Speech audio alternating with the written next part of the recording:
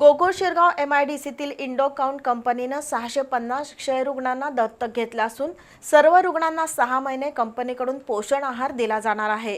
जिल्हा क्षयमुक्त होण्यासाठी इंडोकाउंट फाउंडेशनचं कार्य कौतुकास्पद असल्याचे उद्गार IGMच्या वैद्यकीय अधीक्षक डॉक्टर भाग्यरेखा पाटील यांनी काढले। सन 2025 पर्यंत क्षयरोगमुक्त भारताच्या निर्मितीसाठी प्रधानमंत्री क्षयमुक्त भारत अभियान सुरू आहे।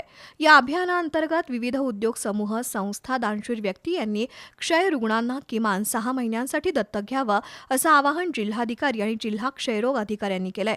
त्यानुसार कोल्हापुरातील इंडोकाउंट फाउंडेशननं 650 क्षय रुग्णांना दत्तक घेतलंय। इचलकरंजीतील IGM रुग्णालयात पोषण आहार किटचं वाटप करण्यात आलंय।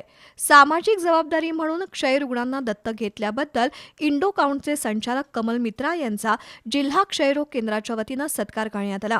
इंडोकाउंट फाउंडेशननं आजवर CPR, विविध शाळा, आरोग्य संस्थांना मदत केली आहे। यापुढेही फाउंडेशनची सामाजिक जबाबदारी कायम असेल असं कमल मित्रा यांनी सांगितलं। यावेळी IGMच्या अधीक्षक डॉक्टर भाग्यरेखा पाटील, जिल्हा क्षयरोग अधिकारी Harshala Vedak, doctor Amol Patil, doctor Madhav Thakur, doctor Sunildatt Sangewar, doctor Amit Sohani, doctor Sandeep Mirajkar, Eknath Patil यांच्यासह मान्यवर उपस्थित होते।